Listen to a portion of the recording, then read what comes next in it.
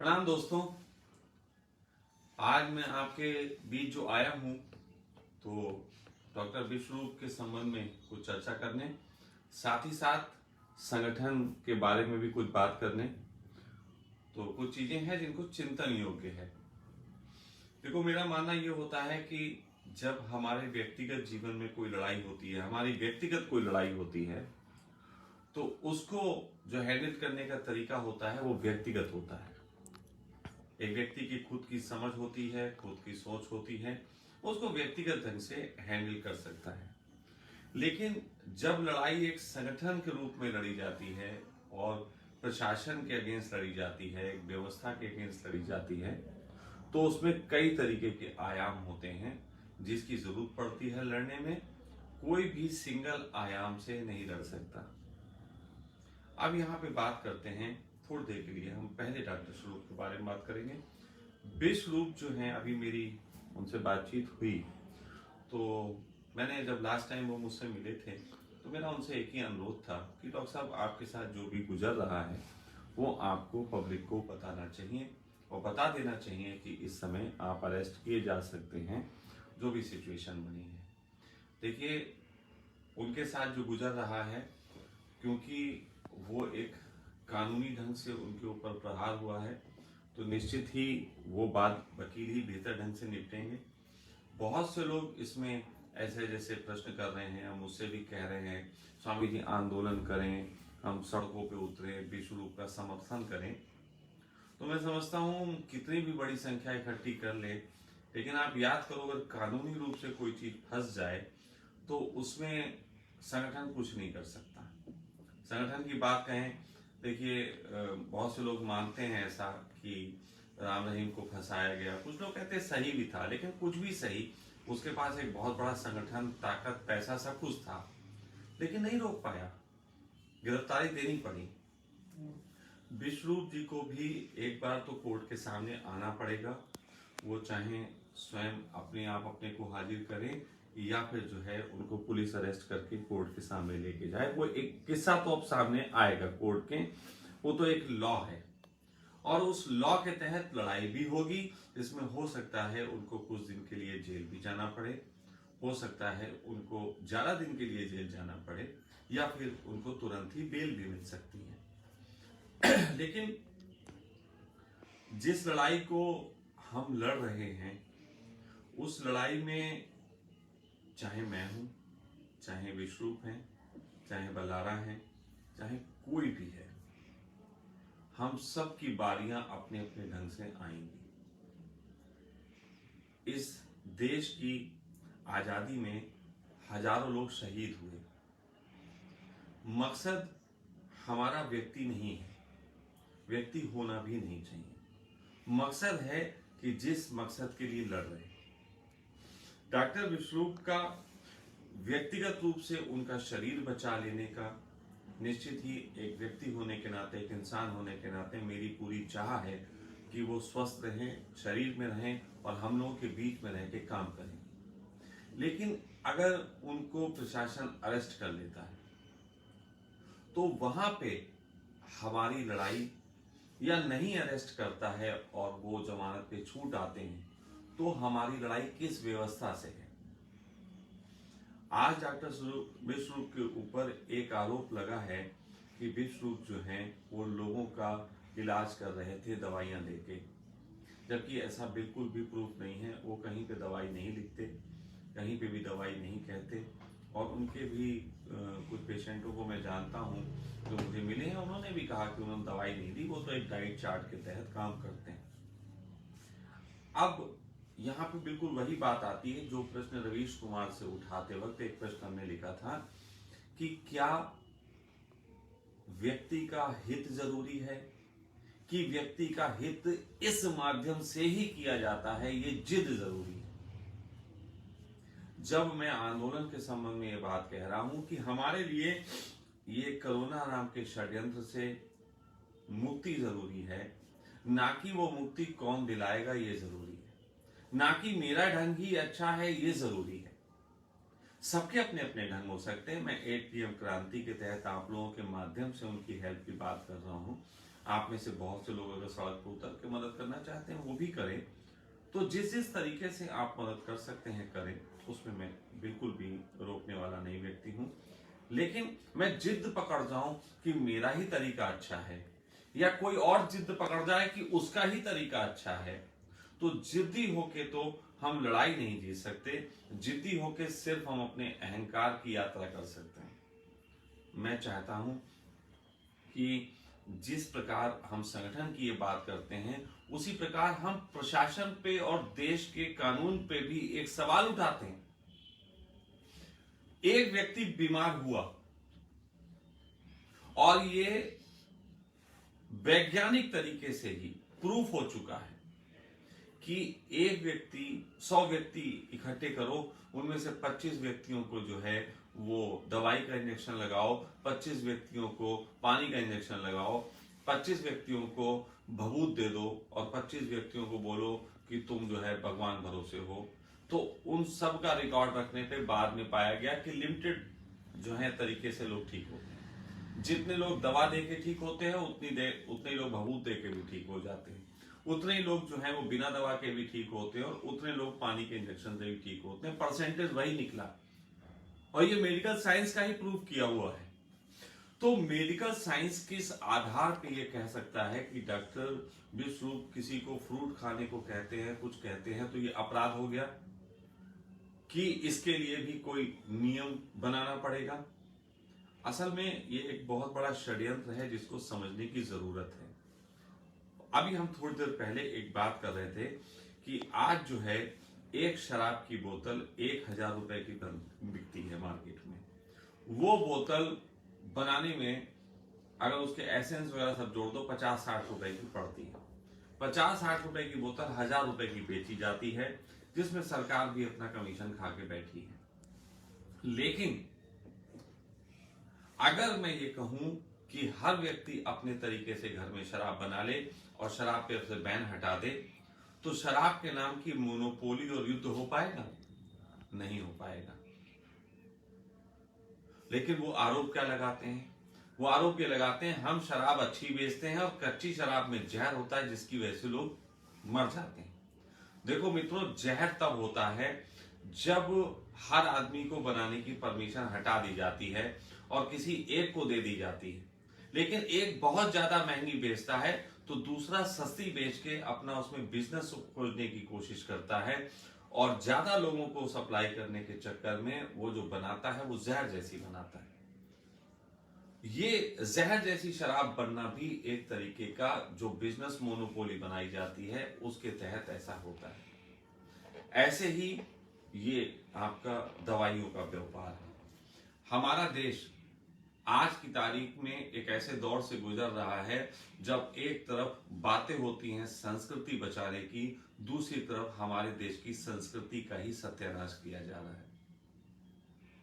बाबा रामदेव ने जब कोरोनिल दवा बनाई थी कोरोना के संबंध में, तो एक आरोप लगाया था IMA ने, इंडियन मेडिकल एसोसिएशन ने, कि इनको जो है हमने परमिट नहीं किया। भाई तुम कौन होते हो? तुम कौन होते हो आयुर्वेद की दवा को परमिट करने वाले?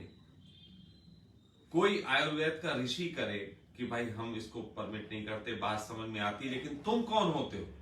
और जब ये किया तो अफसोस की बात है कि हमारे देश का संविधान और हमारे देश के सारे नेता ये संस्कृति की हत्या देखते हुए चुप थे। क्या जैसे नेता हैं, हर नेता को देश का भला करना है, ये कहता है हर नेता को देश का भला करना है, लेकिन बीजेपी कहती है हम ही भला कर पाएंगे, कांग्रेस कहती है हम ही भला कर पाएंगे, सापा बासपा आप सब कहती है हम ही भला कर पाएंगे। और इस भलाई में ये एक दूसरे के हाथ में जो थाली है, जिस थाली को लेके वो निकले हैं बच्चे को देने, उस थाली को पहुंचने नहीं देते और लड़ाई झगड़ा करते रहते हैं। भाई कोई भला कर लो। तुम सबका जब भला करना मकसद है तो भला क्यों नहीं करते? आज तक इस देश का भला हुआ क्यों नहीं? सच बात तो यह है कि हम भला करेंगे, हम भला करेंगे, हम भला करेंगे, इसके चक्कर में देश का भला नहीं हुआ। और बिल्कुल यही होता है संगठन बनाते वक्त। जब देश में इन ताकतों के खिलाफ लड़ते वक्त हम निकले तो हर एक को लगता है हम ही भला कर सकते हैं। मैं आपको बहुत स्पष्ट रूप से कह देना चाहता हूं, मैं ये बात बिल्कुल स्पष्ट रूप से कह देना चाहता हूं कि आज सुबह मैंने एक पोस्ट डाली कि संगठन का अर्थ होता है एक शरीर की तरह काम करना। हाथ की अपनी क्षमता होती है, पैर की अपनी होती है, आंख की अपनी होती है, सर की अपनी होती है, नाक की अपनी होती है, लेकिन कोई ये नहीं कह सकता कि किसी की क्षमता किसी से कम है। हर एक की क्षमता, उसकी उपयोगिता बहुत जरूरी है एक शरीर के निर्माण के लिए। अगर शरीर का कोई एक अंग कमजोर होगा, काम नहीं करेगा, तो शरीर अपंग हो जाता है। संगठन में भी बहुत तरीके की चीजें होती हैं। यदि एक कोई सही तरीके से काम ना करे तो संगठन अपंग हो जाता है।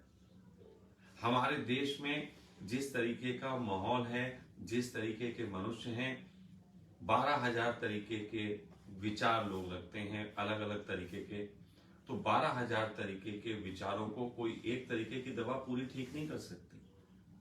मैं आप लोगों से कहता हूं कि एक ऐसी लड़ाई तो आप लोगों को लड़नी चाहिए जिसमें आप ये सवाल उठा सको कि सरकार कौन होती है ये कहने वाली, या सिस्टम कौन होता है ये कहने वाली कि केवल और केवल एलोपैथिक दवा के पास ही कोरोना का इलाज है, एलोपैथी दवा ही आपके सारे रोगों को ठीक करेगी।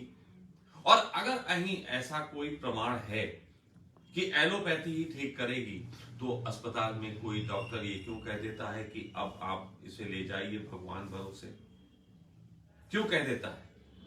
कोई व्यक्ति मरता क्यों है दवा खा के? अगर आप कह रहे हैं कि हम ही बचाएंगे तो फिर आप बचा क्यों नहीं लेते हैं? मेरा आपसे हाथ जोड़ के निवेदन है, सरकार हो तो, डॉक्टर हो तो, कोई भी हो, सिर्फ ये बताओ कि बचाओगे, इसकी गारंटी दे दो। मैं बहुत स्पष्ट रूप से कहता हूं, तुम्हें भरोसा है कि इंजेक्शन लगाने से आप सबको बचा लोगे और इंजेक्शन लगाने से ही सब बचेंगे। अगर ऐसा भरोसा है, चलो मैं भी इंजेक्शन लगाता हूं, बस एक गारंटी दो कि मुझे इस इंजेक्शन के बाद दूसरा इंजेक्शन नहीं लगाना पड़ेगा और मुझे कोई अहित भी नहीं होगा। अगर मुझे कोई अहित हुआ, मुझे कोई नुकसान हुआ, तो सरकार उसको 1 करोड़ हर्जाने के रूप में मुझे दे। ऐसा हर व्यक्ति को एक गारंटी मिलनी चाहिए। क्या गारंटी दे पाएगा? हमारे ऋषि मुनि, उनके पास तो आईएमए की डिग्री नहीं थी, तो इसका मतलब वो आयुर्वेद का निर्माण ही नहीं कर पाते, क्योंकि आईएमए तो अभी आया है, बच्चा है, कल की पैदाइश। लेकिन संगठन के तरीके से, कानून के तरीके से ये जो कागजी खेल शुरू हुआ है पूरी दुनिया में कि कागज पे जो लिख दिया जाता है वही सच है, मैं आपसे पूछता हूं, सन 1947 देश आजाद होने से पहले, संविधान लागू होने से पहले, क्या किसी व्यक्ति की शादी जब होती थी तो कोई फार्म भरा जाता था? क्या विवाह के रिश्ते अटूट नहीं होते थे? विवाह का बंधन सिर्फ 4 लोगों की उपस्थिति में एक संकल्प होता था और वो मान्य हो जाता था। ये हमारे देश की संस्कृति थी। लेकिन आज आप 4 लोगों के बीच भी विवाह कर लेते हैं, तब तक पूर्णता मान नहीं होगा जब तक आपकी जो है वो कानून में जाके रजिस्ट्री ना हो जाए, वहां पे आपका एक पेपर ना बन जाए। ये संस्कृति बाजार है। मुझे तो संस्कृति की परिभाषा समझने में या तो मुझे दिक्कत हो रही है, या जो लोग ये संस्कृति की रक्षा कर रहे हैं उन्हें संस्कृति की परिभाषा नहीं मालूम। मैं पूछना चाहता हूं, हम किस चीज की रक्षा कर रहे हैं? डॉक्टर विश्वरूप के संबंध में मैं सहृदय कहता हूं कि बहुत अच्छा काम उन्होंने किया अपने क्षेत्र में। हाँ, ये बात अलग है, मैं डॉक्टर विश्वरूप को व्यवस्था से लड़ने वाला व्यक्ति नहीं कहूंगा। अभी उनके स्टेटमेंट में मैंने कहीं ये नहीं पाया था कि वो सरकार को सीधे सीधे ब्लेम करते थे, लेकिन उनकी एक फील्ड थी, उनकी एक स्पेशलाइजेशन था, उस फील्ड में वो अपनी बात कहते थे और वहां पे वो अच्छे थे और वहां पे हमें उन्हें सपोर्ट भी करना चाहिए, क्योंकि हमारे तरफ जो अटैक हुआ है वो कई दिशाओं से हो रहा है। प्रशासन की तरफ से हो रहा है, पत्रकारिता की तरफ से हो रहा है, आपके जुडिशरी सिस्टम की तरफ से हो रहा है, आपका मेडिकल सिस्टम की तरफ से हो रहा है, हमें कई तरीके से दबाया जा रहा है। तो हमारे पास भी ऐसे योद्धाओं की जरूरत हमें टीम में चाहिए जो अपने अपने क्षेत्रों में लड़ाई लड़ें। वैचारिक आक्रमण जहां पे हो रहा है, मैं कह सकता हूं कि वैचारिक आक्रमण लड़ने से बचाने के लिए मैं तरीके बता सकता हूं। वैचारिक क्रांति का, मैं उसी क्रांति का सहयोगी हो सकता हूं। किसी व्यक्ति को, डॉक्टर तरुण कोठारी को एमबीबीएस की डिग्री है, तो उन्हें उसकी ज्यादा गहराइयां पता हैं, उन्हें उसकी कमियां पता हैं, तो वो उस ढंग की बात उठाएंगे। मैं बिल्कुल सहमत हूं। एडवोकेट जो है वो जुडिशरी सिस्टम के कौन सी कमियां हैं, कौन सी गलत काम हो रहे हैं, उसके संबंध में आरोप उठाएंगे। बिल्कुल ठीक है, मैं सहयोगी हूं। मैं कहूंगा कि इनको मदद करो जुडिशरी सिस्टम की। पॉलिटिशियंस जहां पे बात उठा रहे हैं, अगर कोई पॉलिटिकल पार्टी बना के उसको करना चाहता है, मैं कहूंगा मैं सहमत हूं। मैं व्यक्तिगत रूप से पॉलिटिकल पार्टी नहीं बनाऊंगा, कभी मैं कभी चुनाव नहीं लड़ूंगा। मैं कह रहा हूं मैं योग्य पात्र नहीं हूं। देखो, मेरी एक योग्यता है कि मैं आपके विचारों को बल देके आपकी आत्मा जागृत करा सकता हूं। ये मैं सन्यासी होने के नाते भी क्षमता रखता हूं और एक समझदारी के नाते भी। लेकिन मेरे पास भीड़ को बुला के उसे संभालने की क्षमता नहीं। मैं आपको स्पष्ट बता रहा हूं, कल हमारी मीटिंग हुई और उस मीटिंग में एक छोटा सा निर्णय कोठारी जी की तरफ से लिया गया और उन्होंने कहा कि स्वामी जी, हम चाहते हैं कि हम केजरीवाल जी का घेराव करें। ये बात कोठारी जी ने कही थी और मैं स्पष्टवादी हूं। मैं उनसे भी कह चुका हूं कि मैं छुपा कर नहीं चलूंगा। कोठारी जी अगर ऐसा करते हैं, मैंने उनसे कह दिया कि मैं उनके साथ हूं। व्यक्तिगत रूप से मैं अपनी प्रेजेंस भी दिखाऊंगा, लेकिन एक चीज में मैं सहभागी नहीं हो सकता और वो है कि मैं लोगों को अपने आश्रय बुलाऊं। 50-100 लोग कि आ जाओ और हम चलेंगे। कल को उन 50-100 लोगों में से किसी के साथ मिस हैपनिंग हो गई तो मैं उसको संभालने की क्षमता नहीं रखता। और भीड़ उपद्रवी होती है, ये मैं मानता हूं। भीड़ में कोई एक व्यक्ति भी उपद्रव कर सकता है और कभी कभी व्यवस्था की तरफ से भी भीड़ में कुछ लोग डाले जा सकते हैं जो उपद्रव कर देंगे और जिम्मेदारी जो है वो आपकी ही आएगी और तब आपका आंदोलन कमजोर पड़ जाता है। बिना आदर्श के, बिना नेताओं के आंदोलन कमजोर पड़ जाता है। आप 8 PM से जो जुड़े हुए लोग हैं, मैं ये नहीं कहूंगा कि मैं आपका नेता हूं, मैं आपका मित्र हूं, मैंने सखा ही कह रखा अपने आप को, लेकिन फिर भी मैं आपको लीड कर रहा हूं, इस नाते एक मेरी जिम्मेदारी है। आप में से जब तरुण कोठारी जी ऐसा करेंगे, उनका पहले तो मैं एजेंडा पढ़ूंगा कि वो एजेंडा क्या है। अगर मुझे वो एजेंडा अच्छा लगेगा तो मैं सहमति प्रदान करूंगा। अगर मुझे उसमें किसी प्रकार के ऐसा लगा कमजोरी की, लालच की, तो उस पर तर्क वितर्क करूंगा, उसको सुधार करूंगा। अगर वो सुधार उसमें हो जाता है और मुझे लगता है बात ठीक है, तो हम उसको लोगों के बीच लाएंगे और जब लोगों के बीच लाएंगे तो उस आंदोलन में जो सड़कों पे उतरने की जिम्मेदारी होगी। मैं ये तो कह सकता हूं कि तरुण जी जो कर रहे हैं वो सही लग रहा है, लेकिन मैं अगर आपको कहूं कि आप आ जाओ और मैं जिम्मेदारी लेता हूं आपकी, तो ऐसा मैं नहीं कहूंगा। आप अगर सड़कों पे उतरेंगे तो अपनी जिम्मेदारी पे उतरेंगे। ये बिल्कुल स्पष्ट अभी कह देता हूं। ये तरुण जी तक भी मैसेज पहुंच जाएगा, और भी मित्र हैं उन तक भी मैसेज पहुंच जाएगा, क्योंकि संगठन को संभालना, संगठन को चलाना, अपने अपने रोल को निभाना, ये एक खूबी होती है, एक गरिमा होती है। मेरे पास एक मंच है 8 PM और आप सब जानते हैं कि इस 8 PM मंच से मैंने डॉक्टर बलारा के लिए भी आवाज उठाई, मैंने कोठारी जी का भी सम्मान किया, नाम लिया, उनको बुलाया। मैंने इस मंच पे अभी विश्वरूप को भी पक्ष दिया, उन पे बात की।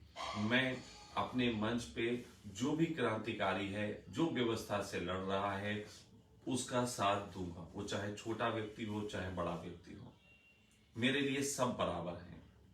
लेकिन अगर मुझसे ये उम्मीद की जाएगी कि मैं अपना मंच त्याग के उनके मंच पे आके उस ढंग से लड़ाई लड़ूं जैसे वो लड़ रहे हैं, तो मैं क्षमा चाहूंगा। मैंने उस ढंग की लड़ाई लड़ना सीखा ही नहीं। मैं उसमें बिल्कुल ऐसा ही छात्र हूं जो पढ़ा ही नहीं, ऐसा सैनिक हूं जो वैसे लड़ा ही नहीं। तो मैं कैसे कह सकता हूं? हाँ, मैं एक संख्या बढ़ा के वहां खड़ा हो जाऊंगा। जैसे मैं बलारा जी के आंदोलन में गया, अब वहां जय हिंद के नारे लगा रहे, अब मुझसे नहीं लगते, है ना।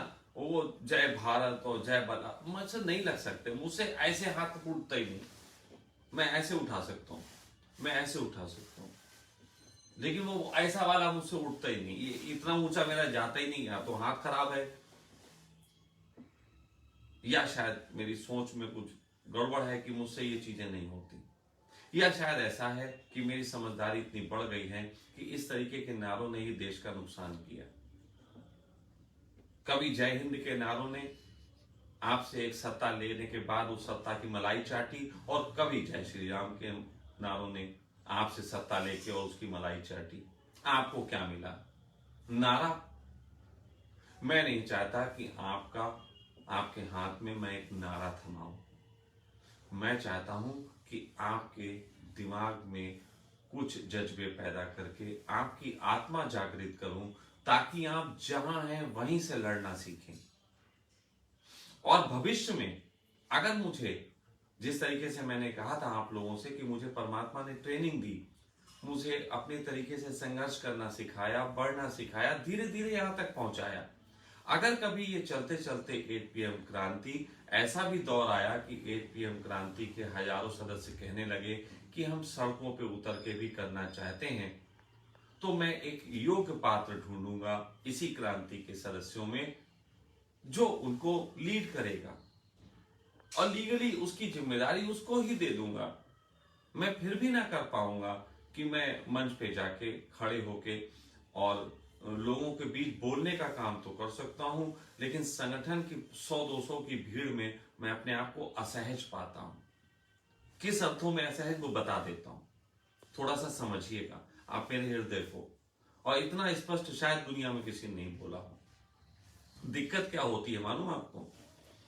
अब मैं आपके लिए फेसबुक पे यहां बोल रहा हूं, आप मुझे सुन रहे हैं, दिस इज मंच, ये मंच है, और नीचे 10-20 हजार लोग लाइक कर रहे हैं, व्यूज हैं, तो आपको लग रहा है कि मैं कोई सुपरस्टार हूं। मैं अपना सा आदमी हूं, अभी मैं भी पराठा खा के चाय पी के बैठा हूं, लेकिन आपके लिए ये सुपरस्टार हो गया। अब जब मैं आपको कहीं अकेले मिल जाऊंगा, तो आप उस सुपरस्टार के साथ सिर्फ फोटो ही नहीं खिंचाना चाहते हैं, उस सुपरस्टार के साथ अपने 2 काम लोग करते हैं आंदोलन में, और बहुत अलग काम है। या तो कोई मुझे मिलता है, उसे लगता है आज हमें इंसाइक्लोपीडिया मिल गया, इससे मैं सारे प्रश्नों के उत्तर कर लूं। अच्छा स्वामी जी, अब आपको क्या लग रहा है? अच्छा कैसे लड़ेंगे? तो उसको जवाब दो, तो उसको वो जवाब, उसके प्रश्न खत्म नहीं होते। और अगर उसको ना दो तो वो इसका ईगो हर्ट हो जाता है।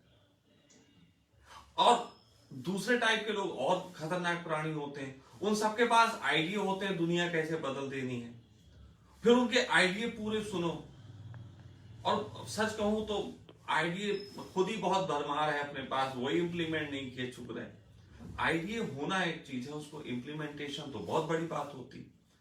कल एक व्यक्ति वहां मिल गए थे, आ गए थे डॉक्टर साहब के यहाँ कहीं से, उनके पास एक आइडिया है। अब वो आइडिया इतना इतना उनके पास, उस आइडिया को लेके वो एग्रेसिव थे कि वो आइडिया नहीं मानो तो वो किसी एक आध को पीट देंगे वहां बैठे व्यक्ति को, कि तुम आइडिया मान क्यों नहीं रहे हो। अब बताओ यार, ये कोई आइडिया हुआ? ये तो ऐसा हो गया कि घोड़े पे तुम बैठे हो, जिसपे उस घोड़े की लगाम तुम्हारे हाथ में नहीं है, वो फुदुक फुदुक कर रहा है और कभी भी तुम्हें गिरा देगा। तो ऐसे लोग भी काम नहीं कर सकते। अगर किसी को लगता है भगत सिंह होना है, तो उसे अकेले ही जाके अदालत के अंदर बम फेंकना पड़ेगा। भाई वो फेंक दे जाके, हमारा उस भगत सिंह से कोई लेना देना नहीं, ना हम उसे बम की पिन बनाने के लिए ही 1 रुपया देंगे, और ना ही हम उसको साहस देंगे बम फेंकने का। वो उसको अपने बल पे करना पड़ेगा। मैं सिर्फ और सिर्फ एक चीज पे पहले जोर देना चाहता हूं, दूसरा स्टेप इससे जन्मेगा। जैसे मैं कह रहा हूं कि मैं विवाह पे जोर देना चाहता हूं, फिर उससे बच्चा जन्मेगा और मैं पिता भी बन जाऊंगा, वो बात की बात है। पहले पति तो बनो, फिर पिता बन जाना, फिर पिता बन जाओ तो उसके आगे दादा बन जाना, फिर वो आगे के प्रोसेस अपने आप पैदा होते हैं। किसी भी क्रांति का सबसे पहला वजन होता है वैचारिक क्रांति। पहले मैं वैचारिक क्रांति के पक्ष में हूं। अभी तो हालत यह है कि आप लोग जितने लोग मुझे सुन रहे हैं वो दिन भर कोरोना से संबंधित पोस्ट देख देख के एक भ्रम में पड़ सकते हैं कि पूरी दुनिया कोरोना को षड्यंत्र मानने लगी है। लेकिन मैं कह रहा हूं प्रैक्टिकलिज्म के लिए उठ के बाहर जाओ और सड़क पे 50 लोगों से पूछो क्या तुम्हें कोरोना षड्यंत्र लगता है, तो आज की तारीख में 48 लोग कहेंगे नहीं भैया बीमारी है, खतरनाक बीमारी है। तो 2 ही लोग 50 में से राजी हैं कि षड्यंत्र है, 48 तो अभी भी नहीं जानते। तो वैचारिक क्रांति का अर्थ होगा कि 48 में से मुझे कम से कम 24 लोगों को बता देना है कि ये क्रांति इसलिए है क्योंकि कोरोना जो है एक साजिश है।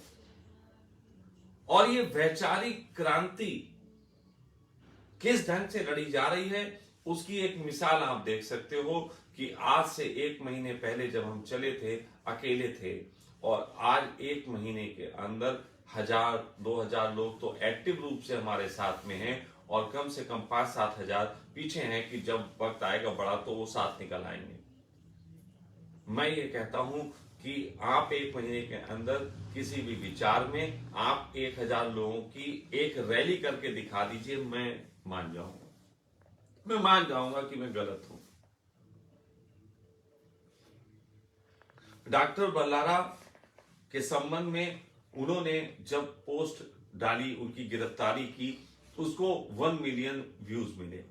1 मिलियन 10 लाख लोगों ने देखा, लगभग 30,000 लोगों ने उसको लाइक किया, लगभग 20,000 लोगों ने कमेंट किए, 30 और 20 50, ठीक है, शेयर किए होंगे तो लाइक और कमेंट वालों में से ही किए होंगे। 30 और 20 50 देखा 10 लाख लोगों ने, 10 लाख लोगों में 50,000 लोगों ने उनमें बस उस पर सहमति दिखाई, यानी कि परसेंटेज बना 5%। और सड़क पे उतर के वहां फाइट करने के लिए आए 50, ये मैं गवाह हूं, वहां था 50। और डॉक्टर बल्लारा की जमानत देने के लिए 2 आदमी इकट्ठे करने में लग गए 2 दिन। ये बिल्कुल प्रैक्टिकल बात कर रहा हूं, इस अनुभव को देखा है सामने।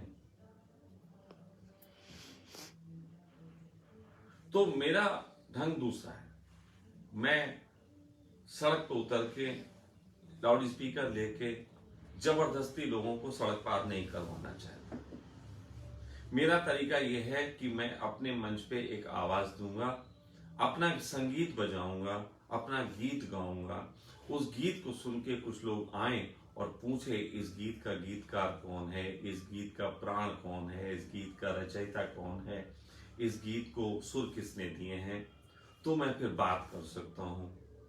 उसमें परमात्मा की एक सुगंध भी होगी, उसमें समाज का एक दर्द भी होगा, उसमें मानवता की एक बात भी होगी, उसमें आपके अंदर सच्चाई का एक जज्बा पैदा करने की कला भी होगी।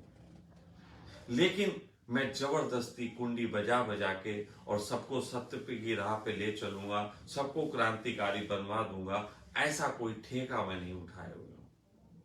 मैं बिल्कुल सीधी सी बात कह रहा हूं। मैं उस देश का वासी हूं जिस देश में अध्यात्म बहता है, और अध्यात्म का अर्थ जो है मैंने गहनतम जाना है, और उसका अर्थ ये होता है सबसे पहले मैं मेरा अध्याय जानूंगा, और मेरे अध्याय के माध्यम से मुझे पता लगेगा मेरी सामर्थ्य क्या है, और उसी सामर्थ्य के अनुरूप मैं अपना मार्ग चुनूंगा। हर व्यक्ति अलग अलग गुरु चुनता है, क्योंकि जो जिसके सामने शीश झुकाने में सामर्थ्य पाता है वो उसके सामने ही झुकाता, हर एक के सामने तो नहीं झुकाता। मेरे गुरु के सामने तेरा नहीं झुकाएगा, तेरा गुरु के सामने मेरा नहीं झुकाएगा, सबका अपना अपना है। तो जब तक सामर्थ्य ना पहचान लो तब तक यात्रा संभव नहीं होती। मैं आपके बीच आपकी बात करके आपके दिमाग के अंदर परमात्मा के दिए अंश को खाद पानी देके आपको सत्य के रास्ते पे ला सकता हूं। फिर वो सत्य के रास्ते पे आप मुझसे लड़ो, कि सत्य के रास्ते पे सरकार से लड़ सकते हो, सत्य के रास्ते पे ही आप सड़क पे कूद सकते हो, सत्य के रास्ते पे ही आप एपीएम क्रांति के तहत जुड़ सकते हो। वो आपका स्वयं का चुनाव होगा। आप मुझसे भी अगर लड़ोगे तो मैं इतना ही कहूंगा कि कल तक मित्र तुम लड़ना नहीं जानते थे, आज तुम आवाज उठाना सीखे। भले ही अभी तुम्हें मैं ही बुरा दिख रहा हूं, लेकिन सीखे तुम मेरे माध्यम से, तो धन्यवाद दे दो, फिर गाली दो। अगर मेरे खिलाफ भी आप लड़ते हो कल को भविष्य में, तो मैं यही कहूंगा एक धन्यवाद दे दो सर, उसके बाद मुझसे लड़ लो, क्योंकि आपके अंदर इस जज्बे को उठाने में तो मैंने सहयोग किया। बहुत से लोग मेरे पास आते हैं धर्म की धारणा लिए, गुरु की तरह मुझे मानते हैं, मेरे संग रहते हैं, फिर साल 2 साल बाद उनमें जज्बा फूटता है तो पहले वो मुझसे ही लड़ जाते हैं। क्योंकि मेन था बंधनों से लड़ना, मैंने बंधन से लड़ना सिखाया, फिर शायद उन्हें मेरी कोई बात बंधन लग जाती, वो मुझसे भी लड़ लेते हैं। तो कोई बात नहीं, मैं उन्हें बुरा नहीं कहता, बल्कि मुस्कुरा के खुश होता हूं कि अब ये लड़ना सीख गए, आज नहीं कल ये अपनी पूंछ में आग लगा के लंका जला ही देंगे। लंका जलाना मूल उद्देश्य है, मुझसे लड़ लो या किससे लड़ लो, लड़ना सीख लो। कभी कभी बाप ऐसे होते हैं जो अपने बच्चों को शिक्षा देते थे पहले तलवार चलाना, तो खुद से ही लड़वाते थे, और उसमें कभी कभी 1-2 बार वो खुद हार भी जाते थे, और खुद हार के बच्चे को बल देते थे कि देखो बेटा हम हार गए, अब तुम दूसरे से भी लड़ सकते हो। तो तरीका होता है, पिताओं का काम करने का तरीका, गुरुओं के काम करने का तरीका अपना ही ढंग होता है। तो मैं आपको इतना हिम्मतवर बनाना चाहता हूं, सच के प्रति इतनी बात करवाना चाहता हूं कि आप केवल जो विरोध करते हैं जिनसे, उनसे ही सवाल ना करें, जरूरत पड़ने पे उनसे भी सवाल करें जिनके प्रति आप विश्वास रखते हैं लेकिन उनकी कोई बात आपको गलत लगती है। सही मानों में उसी दिन इस देश में एक क्रांति जन्मेगी जिसका हम संकल्प लिए आगे बढ़ रहे हैं। केवल हमारी दुश्मन सरकार नहीं है, क्योंकि सरकार कुछ अच्छे काम भी करती है। सरकार को गाली देने से पहले पूरी दुनिया, वो देश को संभालते हैं, 130 करोड़ लोगों को संभालते हैं। पूरे गाली देने से पहले एक बार अपने ऊपर भी सोचो कि 25-30 साल से तुम अपने घर को आगे नहीं ले जा पाए, 5 साल में कोई देश को आगे कैसे ले जा सकता है? वो भी प्रश्न है, वो भी प्रश्न है। लेकिन कुछ और भी प्रश्न हैं कि कुछ नीतियों की असफलता है कि एक व्यक्ति सफल नहीं हो रहा, तो नीतियों पे बात भी करेंगे। तो जहां समर्थन करना है, हमने एपीएम क्रांति की शुरुआत में ही कहा था कि कल को ऐसा भी हो सकता है कि जिस सरकार से हम लड़ रहे हैं वही सरकार अगर कोई नीति लेके अच्छी आए तो उसके समर्थन में हम पूरे दुनिया से लड़ें। बिल्कुल, हमारा लड़ाई का मतलब थोड़ी ना है कि हमारा दुश्मन है वो 100% बुरा है।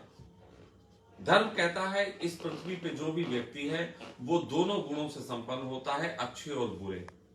100% जो अच्छा होता है वो परमात्मा का प्यारा हो जाता है, और 100% जो बुरा होता है परमात्मा उसे पृथ्वी पे ही नहीं लाता है। तो यहाँ कोई भी 100% ना अच्छा होता है ना 100% बुरा होता है, यहाँ सब कॉम्बो होते हैं, और उस कॉम्बो में परसेंटेज पे निर्भर करता है कि हम सतयुग की तरफ बढ़ रहे हैं कि हम कलयुग की तरफ बढ़ रहे हैं। अच्छाई का परसेंटेज कम होगा तो हम जो हैं वो कलयुग की तरफ बढ़ रहे हैं, अच्छाई का परसेंटेज ज्यादा होगा तो हम सतयुग की तरफ बढ़ रहे हैं।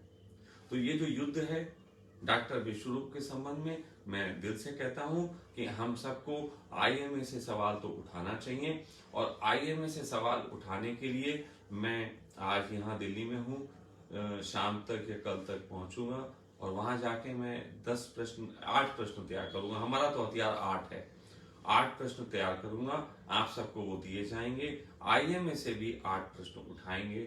1 हफ्ते रवीश कुमार से उठाने के बाद उन्हीं प्रश्नों को हम और लोगों से उठाएंगे अगर रवीश जवाब नहीं देते हैं, और रवीश के अगेंस्ट बात करेंगे कि देखो जवाब नहीं दिया। और बाकी 8 प्रश्न जो आईएमआई से हम लोग उठाते हैं उससे हम आईएमए से, मैं गलत बोल जाता हूँ, आईएमए, तो आईएमए से भी 8 सवाल उठाएंगे, और उसको हम सब करेंगे। विश्वरूप राय को हमारी तरफ से ये समर्थन है, आप सब इसमें पूर्णतः सहयोगी बने। व्यक्तिगत रूप से उनकी लड़ाई कोर्ट में उनको अकेले ही लड़नी है, हाँ, यदि विश्वरूप राय से मैं कह चुका हूं कि अगर उन्हें मेरी किसी प्रकार की सहायता की जरूरत हो, किसी भी प्रकार की, तो मैं उपस्थित हूं एक मित्र की भांति, तो मैं उनका साथ दूंगा एक मित्र की भांति। संगठन को देखते हुए और बड़ी लड़ाई को देखते हुए मेरी आप सबसे विनती है, आप सब विश्वरूप राय का जो विचार है आईएमए के खिलाफ जो उन्होंने आवाज उठाई, उसके लिए आप उनका साथ दें। आप यहाँ पे उस विचार को सम्मान दें। निश्चित ही वो विचार विश्वरूप के माध्यम से आपको मिला है, लेकिन विचार बड़ा है।